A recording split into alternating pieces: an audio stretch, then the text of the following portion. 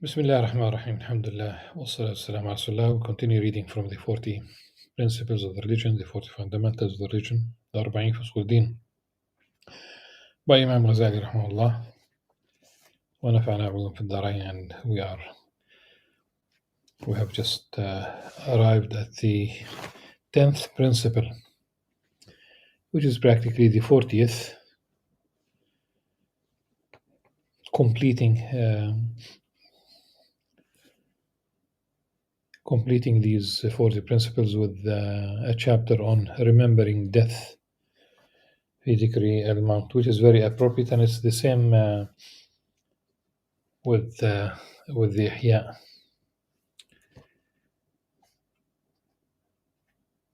Know that 9 stations we have mentioned are not on a single level.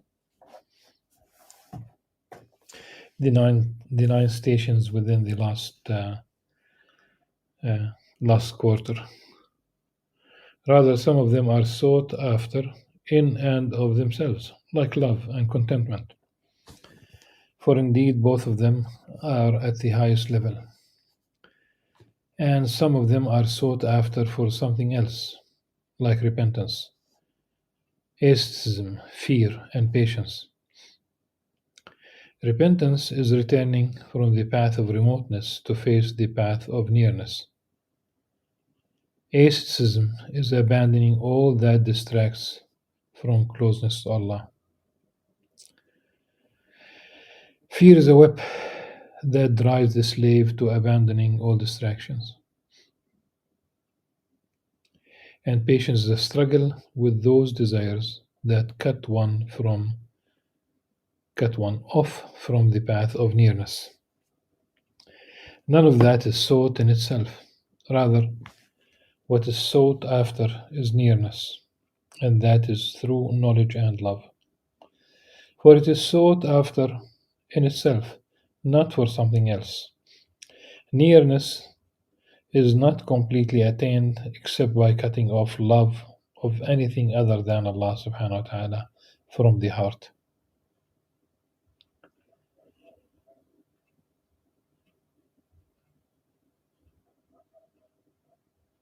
And in fact, I would like to highlight the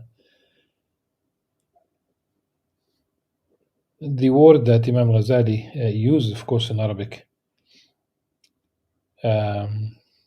for struggle here is the word jihad. And I deliberately mentioned the Arabic word because of all the stereotyped images and wrong information there is in the Quran and the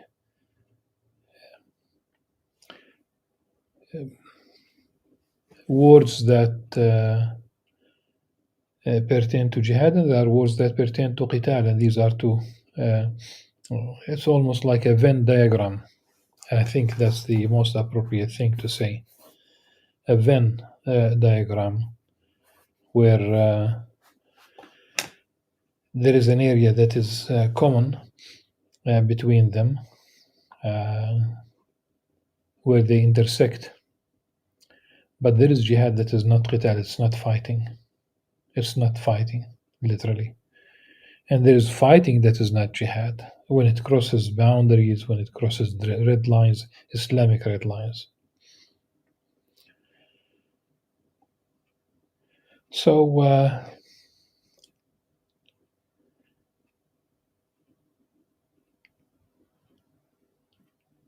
nearness is not completely attained except by cutting off love of anything other than Allah subhanahu wa ta'ala from the heart. It requires fear, patience, and abstinence for that reason. Among the most immensely beneficial affairs is remembering death.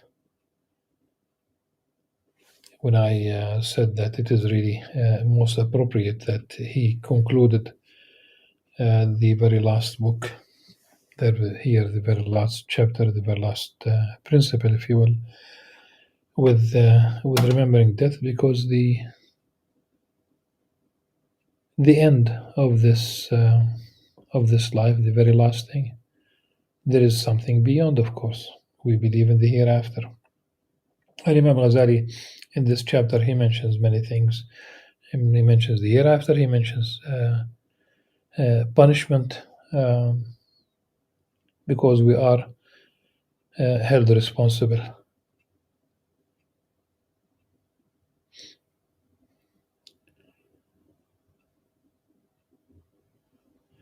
Among the most immediately beneficial affairs, remembering death. For this reason, we have come to it here, and Revelation has emphasized the reward for remembering it.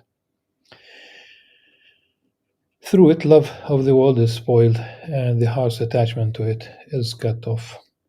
Allah subhanahu wa ta'ala said, قل إن الموت الذي تفرون منه فإنه ملاقيكم. Say verily, the death that you are fleeing from will most certainly meet you. So usually, if you are fleeing something, it's behind you, following you on your tracks, and following your footsteps. But here it says, it will meet you, it will face you, it will. So you run away from it, and it's waiting. It's in front of you. You cannot run away from it.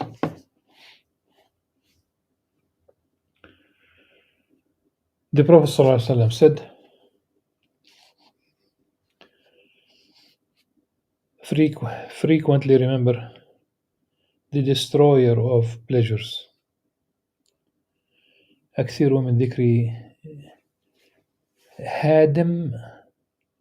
If it's Hadim, that's destroyer.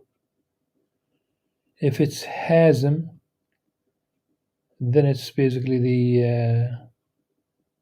it wins over, but as a result of war, fighting with these pleasures. Mentioning death, really.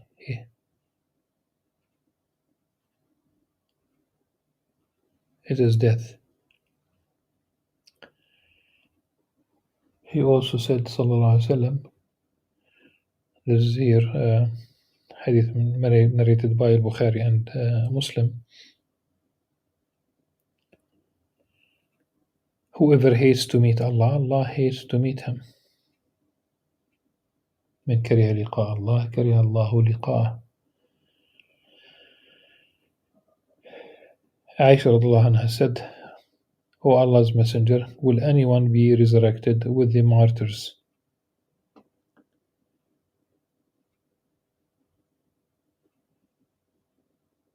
He said, yes, whoever remembers death 20 times in the day and the night. It's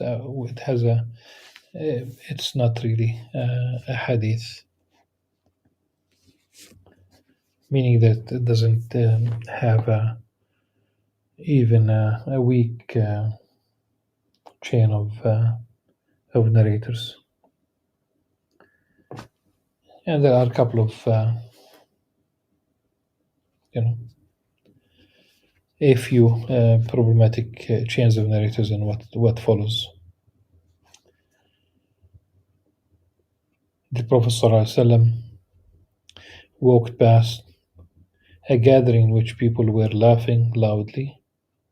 Allah's Messenger said, ﷺ, mix your gathering with the remembrance of the spoiler of pleasures.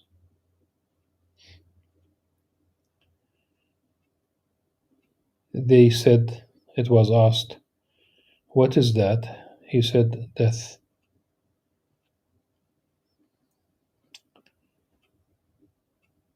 It's not, again,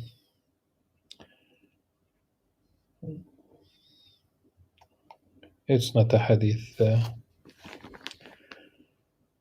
And the next one is a weak tradition. The Allah's Messenger ﷺ said, if the animals knew about death, what the son of Adam knows, you would not have eaten a fat animal from among them. First of all, it's not.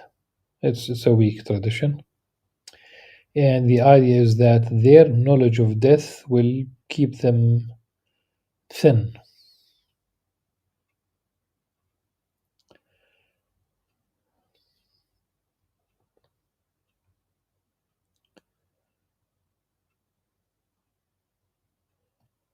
He also ﷺ, said, death suffices as an admonition.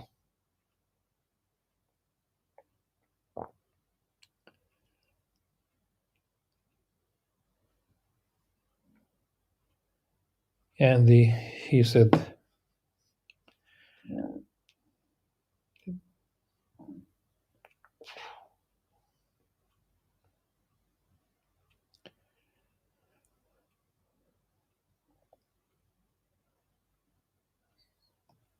the next hadith doesn't have an origin really. It's not a hadith.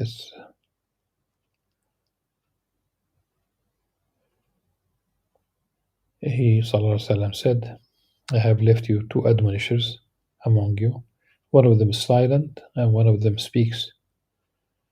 The silent one is death. The one that speaks is the Quran.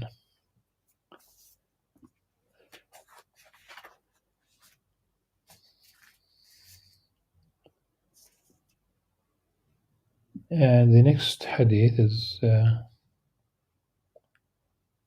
weak.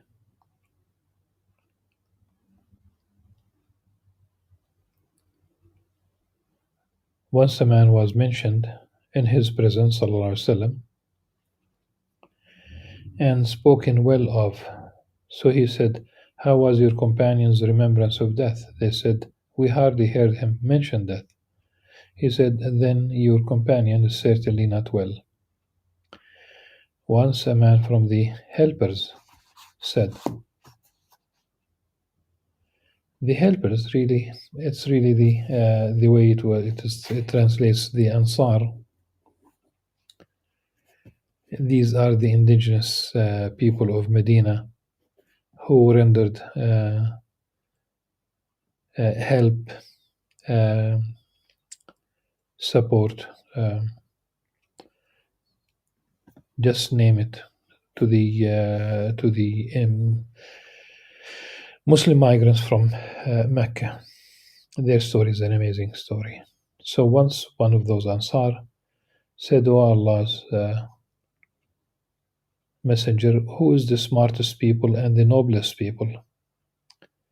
So he said, the one who remembers death the most and the one most earnest in preparing for it. These are the smartest people. They have gone with the honor of the world and nobility of the hereafter. Ibn Abi Dunya verified this tradition, and it has a good chain of narrators. The benefits of remembrance of death, of remembering death, and the way to think about it.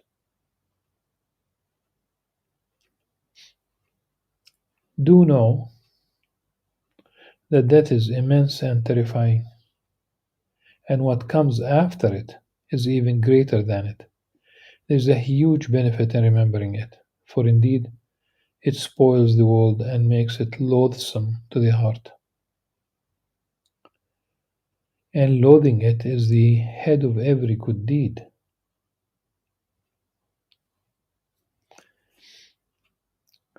Just as loving it is surely the head of every sin. The first of them, the Gnostic, has benefits in remembering it.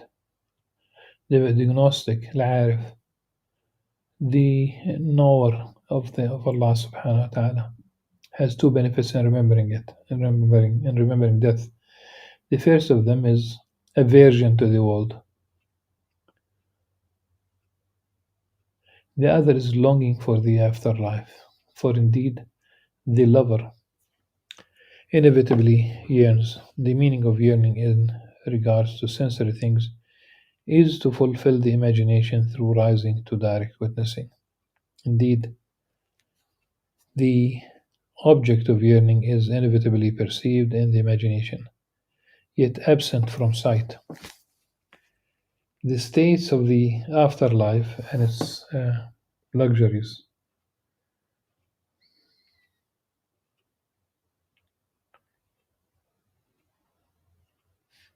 and the beauty of the divine presence are all perceived by the agnostic, who knows them as if he is looking through a thin curtain just before the sun rises, when the light is weak.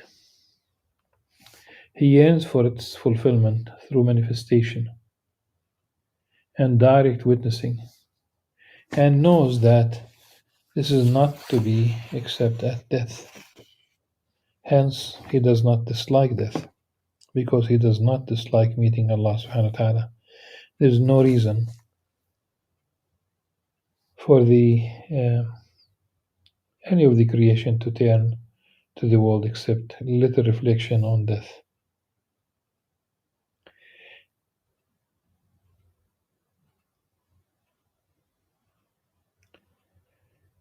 The path to thinking about it requires that a person empties his heart of every thought beside it, sits in seclusion,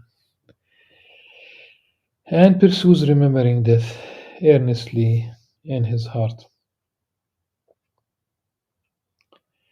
He should first reflect on his friends and peers that have passed, remembering them one by one, remembering their ambitions, their hopes, and their reliance upon status and wealth.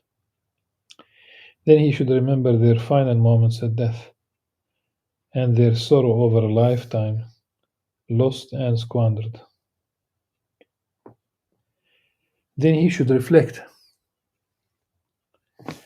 on their bodies and how they disintegrate into dust, how they turn into corpses that the worms eat. Then he should turn to himself and know that he is like one among them. His hopes are like their hopes, and his final moment will be like their final moments. Then he should look at his body parts and how they grow weak, at his eye and how the worm will eat it, and at his tongue and how it tears and becomes a piece of dead flesh in his mouth. If you do this, the world is spoiled for you, it is spoiled to you, and you are happy. For the happy one is he who is admonished by the example of another. For this reason,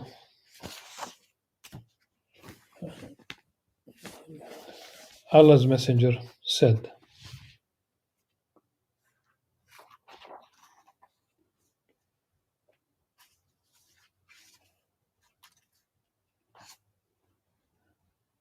this is not a hadith at all, just simply to some scholars said that it is a forged tradition, and they said that it's from the speech or from the talk of Al-Hasan al-Basri, rahimahullah. But the meaning is,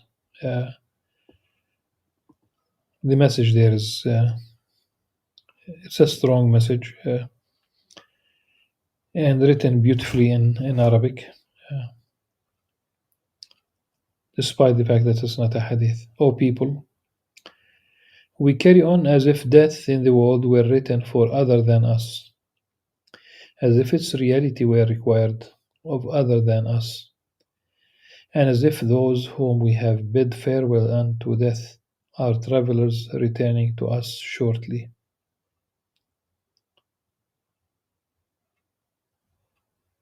Like as if they are going on a vacation, just they are going to come back.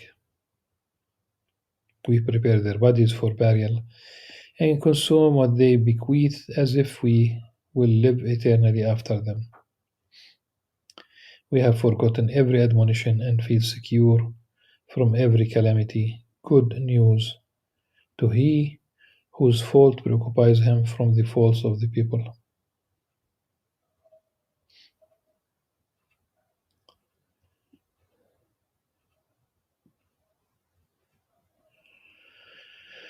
Vain hopes are the basis of heedlessness of death.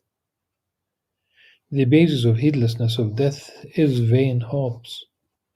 And this is the essence of ignorance. This is why Allah's Messenger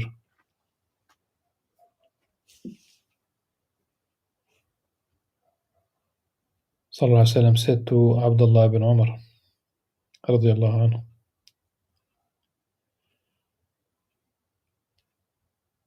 when you wake up in the morning, do not talk to yourself about the evening. When you retire in the evening, do not talk to yourself about the morning.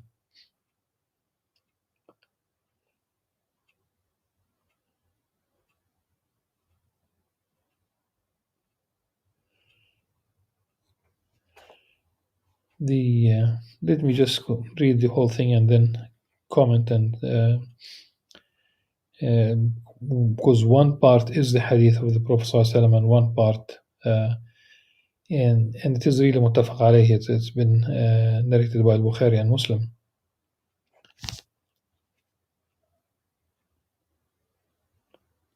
And the second part, it seems that it is really the Abdullah bin Umar radiallahu anhu.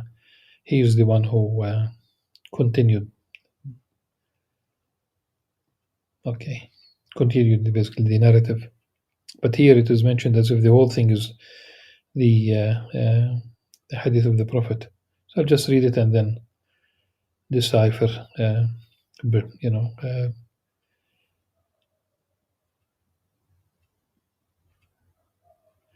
So I'll just go to the beginning. So we read it as is first. So the Prophet, this is why Allah's Messenger Sallallahu Alaihi Wasallam said to Abdullah ibn Umar radiallahu anhu, when you wake up in the morning, do not talk to yourself about the evening. When you retire in the evening, do not talk to yourself about the morning. Exploit your life for your death and your health for your sickness. For indeed, O Abdullah, you do not know what you will be called tomorrow.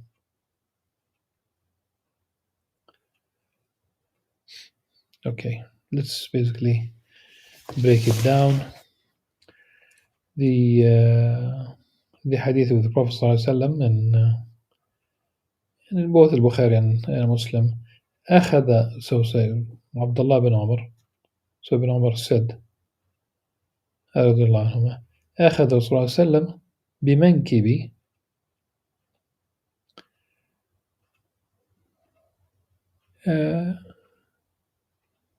So the Prophet ﷺ, he took, basically he grabbed my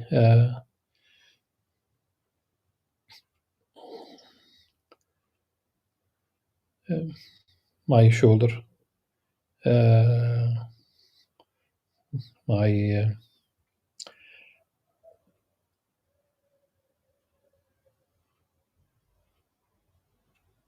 my arm, and he said,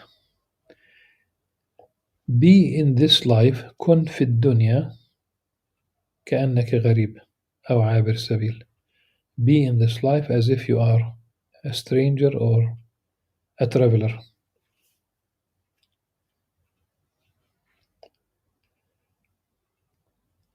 The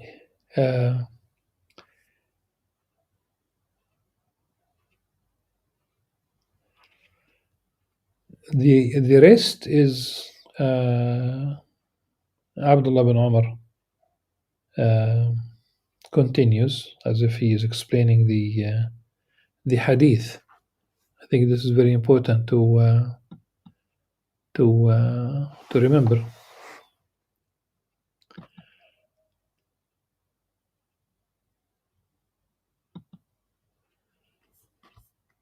وكان ابن عمر رضي الله عنه تعالى يقول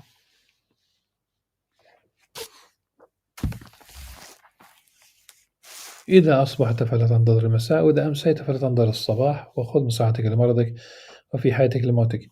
So the hadith of the Prophet Sallallahu Alaihi Wasallam is only the first part.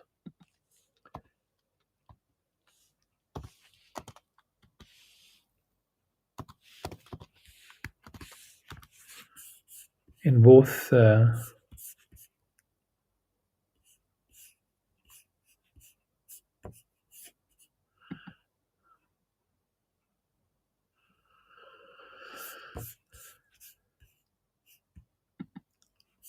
so both of them, meaning that that these traditions, both of them show that it is Ibn Umar who said, if you reach the evening, do not wait for the morning, and if you reach the morning, do not wait for the evening. Like, don't be that hopeful. And so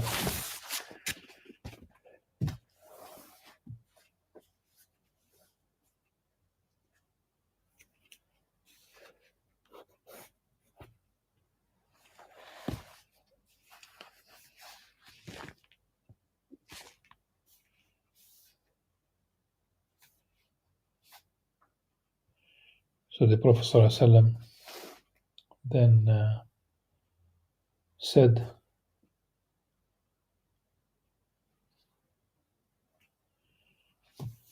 the most frightening thing I fear for my community is two traits: following desires and vain hopes.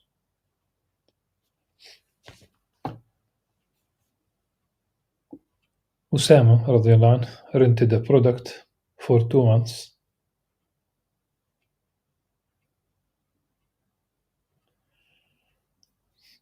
I don't know why it says rented, because it says ishtara. So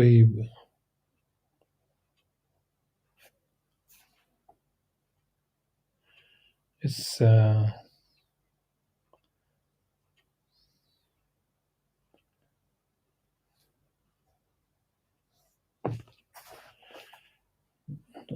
it is rent, but ishtara.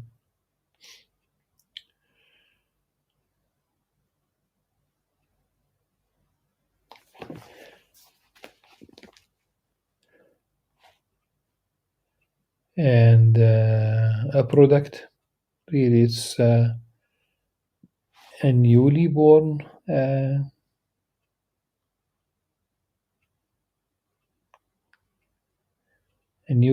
camel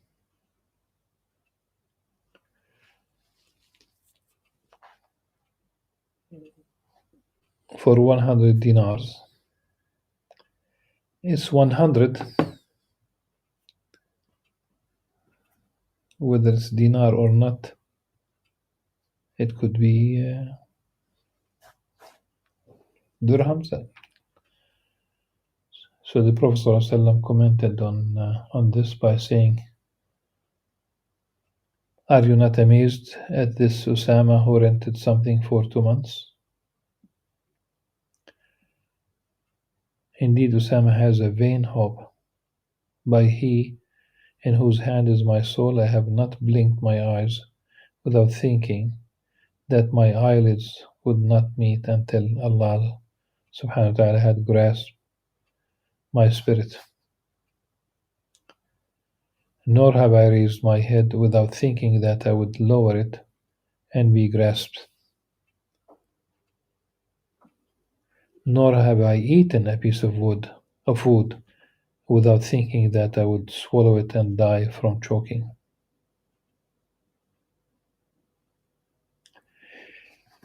Die from choking.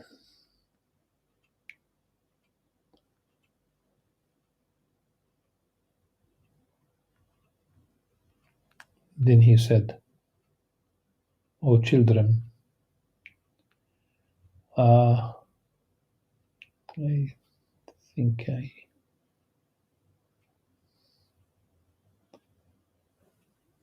I made a mistake, but I will correct it.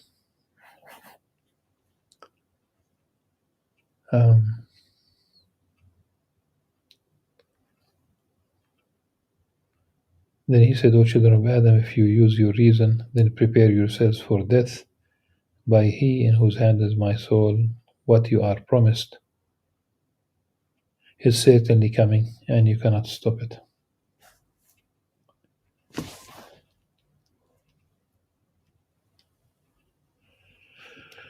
The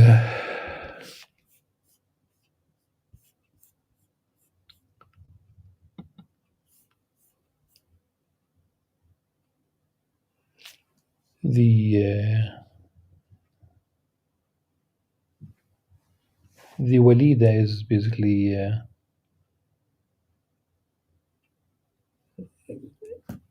slave woman.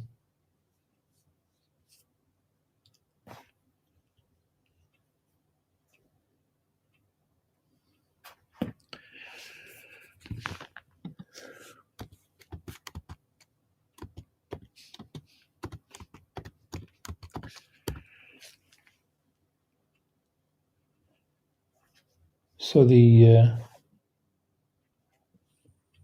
hadith has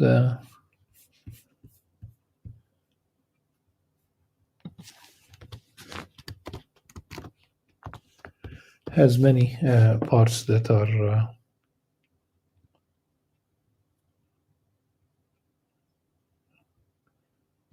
are intriguing.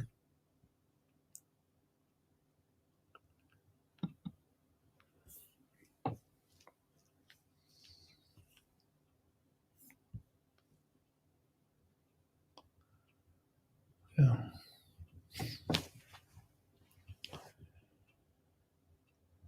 Inshallah, I